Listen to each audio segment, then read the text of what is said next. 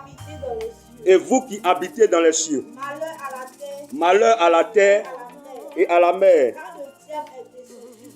Car le diable est descendu vers Car le diable est descendu vers vous. vous. Animé d'une grande colère. Animé d'une grande colère.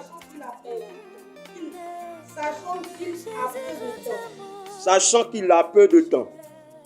Oui. Maintenant, elle a lu, tu gardes la page.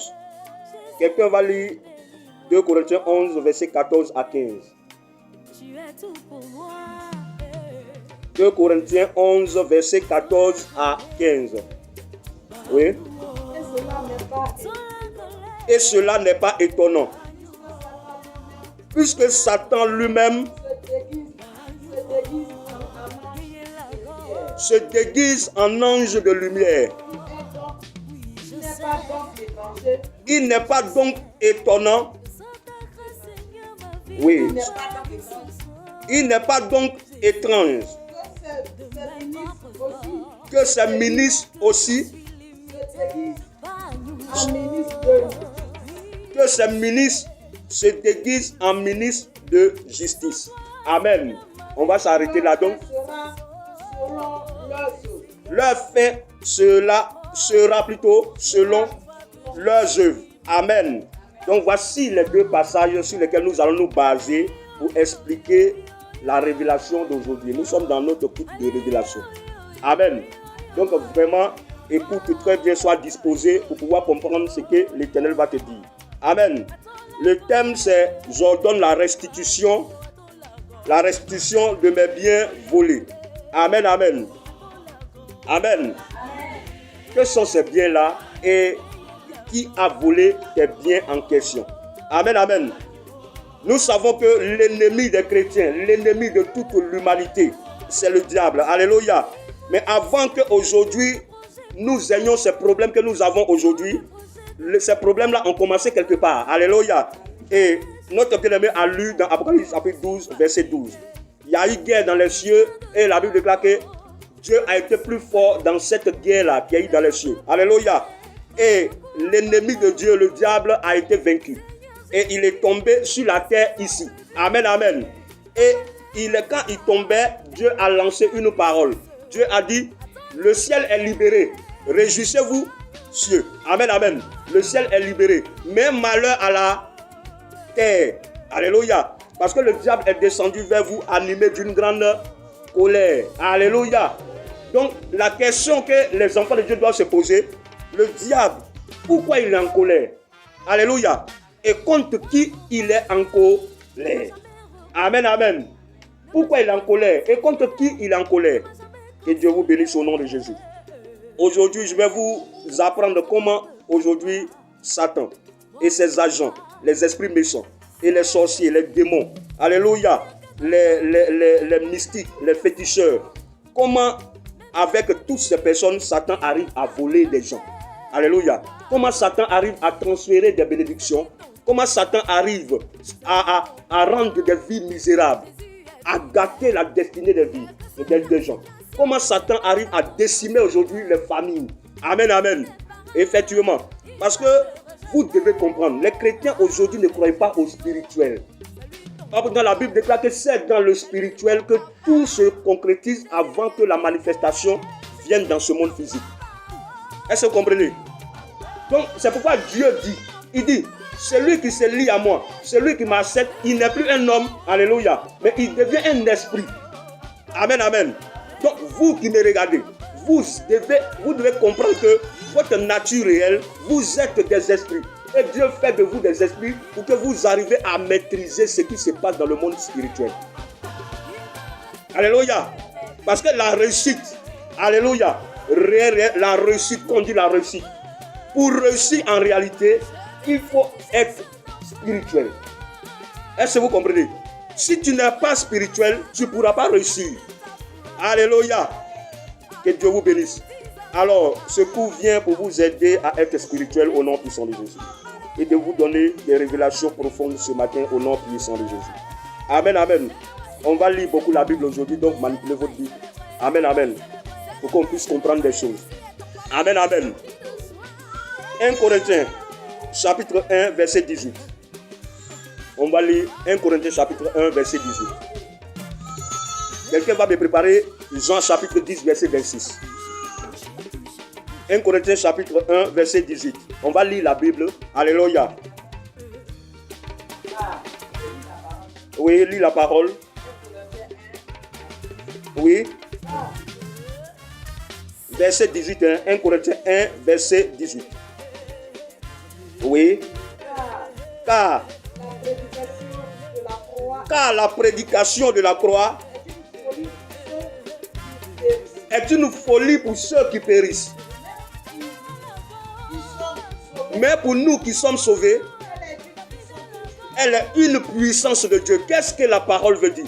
La parole veut dire que le mystère de Dieu, alléluia, les choses de Dieu, alléluia, sont une folie pour ceux qui périssent. Amen, amen. Mais pour l'église, pour les enfants de Dieu, cela est une puissance. Alléluia. C'est une puissance pour toi quand tu vas comprendre que ce que je vais dire là, ce n'est pas des choses qui font rire. Ce que je vais dire là, ce n'est pas des choses banales. Ce ne sont pas des choses banales. Mais des réalités profondes que tu vas mettre en pratique pour quitter de la griffe de Satan. Amen. Est-ce que quelqu'un me comprend? Parce que Satan, il est mauvais. Satan est rusé. Alléluia.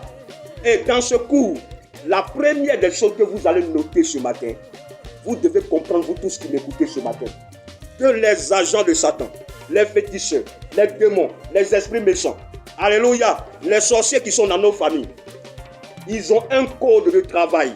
Et ce que je veux dire, tous les sorciers savent. Amen, amen. C'est-à-dire poser des actions sans se faire soupçonner. Faire des choses et ne jamais se laisser remarquer par sa victime. Est-ce que quelqu'un me comprend? Quelqu'un a compris? Quand un sorcier veut agir, il reçoit le mandat, il reçoit l'ordre de faire le travail bien et de ne pas laisser de traces. Amen, amen. C'est ainsi que beaucoup de problèmes que nous vivons, c'est les démons, c'est les esprits méchants, c'est les sorciers qui sont à la base. Mais comme les chrétiens ne croient pas aux choses spirituelles, alors ils disent qu'ils mettent ça sous le compte d'un hasard. Non, c'est un hasard, ça devait arriver. Or pourtant, en réalité, c'est les démons qui sont passés en bas. Alléluia. Et c'est ainsi que Satan est en train de malmener des vies. Satan est en train de voler dans les ténèbres. Les agents, les esprits méchants sont en train de voler dans les ténèbres. Les démons sont en train de voler dans les ténèbres. Où on prend tout ça pour mettre sur le compte d'un hasard. Alléluia. Il n'y a pas d'hasard dans ce monde. Amen, amen. Donc l'un de leurs codes, c'est ça. Travailler sans se faire soupçonner, sans se faire remarquer. Alléluia. Tous les agents, tous les chefs sorciers savent ça. Amen, amen. Que Dieu vous bénisse au nom puissant de Jésus. Matthieu chapitre 10, verset 26.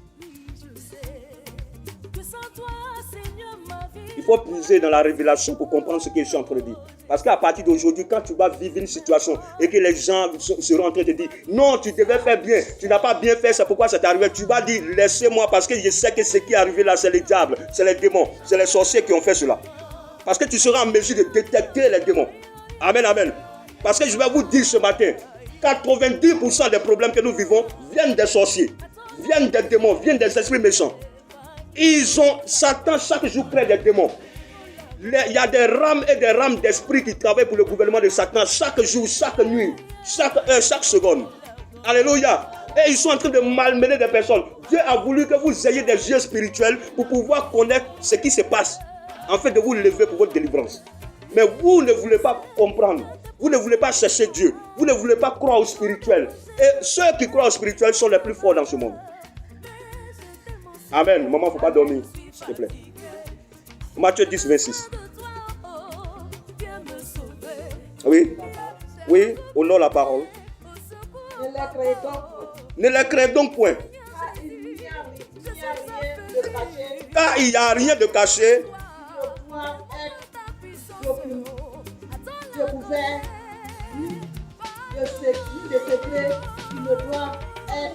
Ne les crains point. Alléluia.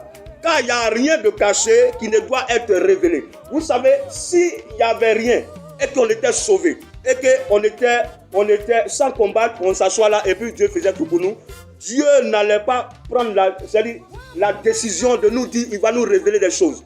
Quand Dieu veut révéler, ou bien quand Dieu révèle des choses, ça ne veut pas dire que c'est déjà accompli. Mais quand Dieu révèle des choses, il te révèle pour que tu te lèves pour combattre. Il te révèle pour que tu te lèves pour combattre. Alors il y a des personnes qui ont des révélations, qui ont des visitations. Quand ils dorment, ils se voient dans d'autres mondes, ils se voient dans d'autres relations, ils se voient, on les pousse, ils sont en train de les poursuivre. Ils vivent des expériences. Eux-mêmes, ils savent que ça là, c'est pas normal. Mais ils se lèvent le matin, ils ne se disent même pas que ça là, c'est Dieu qui m'a parlé, mais Dieu veut me délivrer d'une situation, je me lève pour la prière. Ils ne font pas ça. Quand ils se lèvent le matin, c'est affairage au quartier qui va le tuer. Alléluia. Il se lève le matin, c'est les feuilletons, les programmes de la journée. Et il est en train de vieillir, en train d'aller vers le cimetière sans jamais réaliser ce que Dieu a préparé pour lui. Et il se réveille même pas pour dire, c'est pas pour cela que Dieu m'a créé, mais je sais qu'il y a quelque chose qui ne va pas dans ma vie, je dois me lever pour combattre pour la restitution de ma bénédiction volée. Il se doute de rien. Et c'est lui qui est là toujours, Dieu va faire, Dieu va faire, Dieu va faire. Il te dit, Dieu va faire, mais si tu ne te lèves pas, Dieu ne fera rien. Est-ce que quelqu'un me comprend ce matin? Tu ne te lèves pas, Dieu ne fera rien. Un chrétien qui ne prie pas, Dieu ne fera rien. Un chrétien qui ne jeûne pas, Dieu ne fera rien. Un chrétien qui ne vient pas à l'église, Dieu ne fera rien. Un chrétien qui ne vit pas dans la sainteté, Dieu ne fera rien. Dieu ne fera rien si tu ne te lèves pas. Amen. Donc tu vois, Dieu dit, il va révéler des choses qui se font dans le secret. Il a bien maman à lui. Alléluia. Il va révéler les choses qui se font dans le secret. Alléluia. Donc, la deuxième chose, je vous ai dit l'une des choses les plus importantes tout à l'heure. La deuxième chose, alléluia. La deuxième chose, c'est la ruse. Alléluia. Il faut dire la ruse. La ruse, c'est quoi? C'est au niveau de la ruse que Satan aujourd'hui a gagné, comment on appelle, a créé beaucoup de problèmes aux enfants de Dieu. La ruse. Amen, amen. La ruse n'est rien d'autre que les pièges masqués. Alléluia. Les pièges masqués. Amen, amen. De la même manière, quand tu veux attraper le rat, tu fais un piège. Tu embellis le piège. Tu mets dans le piège ce que le rat aime. Alléluia. C'est de la même manière que Satan fait avec les hommes. Pour gagner les hommes. Parce qu'il sait que quand Dieu a créé l'homme avec la connaissance. Alléluia. Donc s'il vient se présenter devant toi dans son état de Satan, il sait que toi, l'enfant de Dieu, tu vas refuser. Il sait que tu vas refuser. S'il vient dire, c'est moi Lucifer, je veux que tu me suis, je vais signer des contrats avec toi, il sait que tu vas refuser. Alléluia. Donc il est obligé de camoufler son travail. Alléluia. Pour faire des choses mauvaises dans la vie des enfants de Dieu. Et c'est ça la Bible appelle la ruse. Alléluia. Et 1 Corinthien, qui a lu tout à l'heure 1 Corinthien, 2 Corinthiens plutôt. 2 Corinthiens chapitre 11, verset combien? C'est 2 Corinthiens 11, verset 14 à 15. Détaille clairement ce que je suis en train de dire. La Bible déclare, il n'est pas étonnant, puisque Satan se déguise en ministre de Dieu. Ses agents aussi, les sorciers, les marabouts, les féticheurs, les esprits méchants, les sorciers de famille, se déguisent aussi. Qu'est-ce que ça veut dire déguiser? Alléluia. Déguiser, c'est changer son apparence par rapport à quelque chose.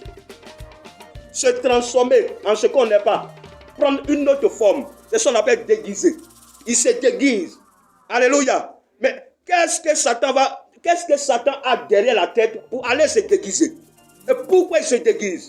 Il se déguise pour tromper. Il se déguise pour voler. Il se déguise pour faire beaucoup de mal. Alléluia. Amen. Et Dieu a parlé du combat spirituel. Et on a des gens aujourd'hui qui ne croient même pas au combat spirituel. Dieu a dit, je mets le pouvoir dans votre bouche, sur votre langue. Mais il y a des gens qui ne croient pas à la prière. Quand on est en train de prier, ils s'en foutent. Alléluia. Amen. Satan se déguise en ministre de Dieu. Il se déguise en ministre de lumière. Ses agents aussi se déguisent en ministre de lumière. Alléluia. Pour voler. Et nous allons dans Jean 10:10. Vous allez voir, il est tombé. Il se déguise. Voilà ce qu'il fait dans Jean 10:10. Si c'est bon, ce qu'il fait là, vous allez me dire si c'est bon ou si c'est pas bon. Alléluia. On lit Jean 10:10. Sa mission. Dieu vous aime. Il va vous montrer la mission de Satan. Alléluia.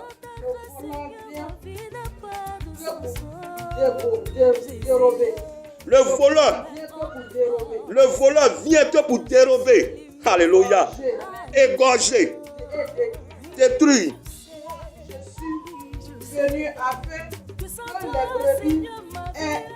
Moi, je suis venu afin que les brebis aient la vie. Mais le voleur, il ne vient que pour égorger, dérober. Amen, amen. Dérober là, c'est voler, enlever ce qui ne t'appartient pas. Alléluia. C'est la même chose à voler. Amen, amen. Égorger là, c'est le haut niveau. Il vient pour tuer. Donc, ça, c'est ça la mission de Satan. Alors, si c'est qu'elle a lu là, si c'est bon, vous allez me dire si c'est bon. Son travail est bon. C'est un bon travail. Amen, amen. Donc, on doit le combattre. On doit le démasquer. On doit vous montrer comment il fonctionne. Alléluia. Parce que là où tu es assis, on ne prie pas parce qu'il faut prier. Alléluia. Bon, Satan est là et puis toi tu es en train de prier vers ici. Alléluia. Comment tu vas le gagner? Nous voulons que tu pries avec précision. Alléluia. Nous voulons que tu localises ta cible. Tu détectes le problème en fait de prier. Que tu connais la racine du problème. Tu connais comment déraciner. Alléluia ce problème pour que vraiment ta liberté soit totale au nom puissant de Jésus. Amen. Gloire à Dieu. Donc vous voyez sa mission. Alléluia. Donc pour égorger, pour tuer, pour dérober, il est obligé de prendre la forme d'un enfant de Dieu. Il est obligé de se déguiser. Gloire à Dieu. Et voici aussi l'un des codes avec lesquels il travaille. Nous allons dans Osée chapitre 4 verset 6. Alléluia. Osée 4 verset 6. Est-ce que la parole fait du bien à quelqu'un ce matin? Osée 4 verset 6. Quand je vais commencer à vous détailler tout à l'heure comment ça se passe, vous allez avoir peur. Mais je ne veux pas que vous ayez peur. Dites gloire à Dieu. J'ai connu le problème. Je me lève pour la prière au nom puissant de Jésus. Parce que moi je pense que Dieu ne t'a pas créé pour mener la vie que tu es en train de mener. Dieu ne t'a pas créé pour courir de garçon en garçon. Dieu ne t'a pas créé pour attendre qu'un garçon vienne te donner pour que tu loues ta maison. Dieu t'a créé pour le mariage. Dieu t'a créé pour sa gloire. Dieu t'a créé pour que tu réponds à ses aspirations, à ses exigences. C'est pour cela qu'il t'a créé. Il ne t'a pas créé pour dépendre d'un homme. L'apôtre Paul dit, Dieu vous a racheté à un grand prix. Ne devenez pas esclave de quelqu'un. Mais du moment où tu attends quelqu'un pour payer ta maison, à cause de quelqu'un que tu es obligé de pécher contre Dieu, là tu n'es pas libre, mais tu es esclave. Alléluia. Gloire à Dieu. Oui, l'un des secrets. Osée 4, verset 6. Oui. Mon peuple est détruit parce qu'il lui manque la connaissance. Puisque tu as rejeté la connaissance, je te rejetterai. Maman, arrête-toi là. Et tu seras dépouillé de mon sacerdoce. Alléluia. Il y a des vérités dans ce passage. Il dit, mon peuple est détruit parce qu'il lui manque la connaissance. Amen. Il peut y avoir deux problèmes à ce niveau. Soit on ne t'a pas enseigné, tu ignores totalement comment les choses spirituelles fonctionnent. Ça peut être un. Maintenant, le deux, c'est que tu peux entendre, mais tu deviens incrédule, tu refuses de mettre en pratique. Alléluia. Donc, il te manque la connaissance, soit parce que tu as entendu et tu as rejeté, soit tu n'as jamais entendu. Il n'y a pas, c'est dans les deux cas que la Bible parle.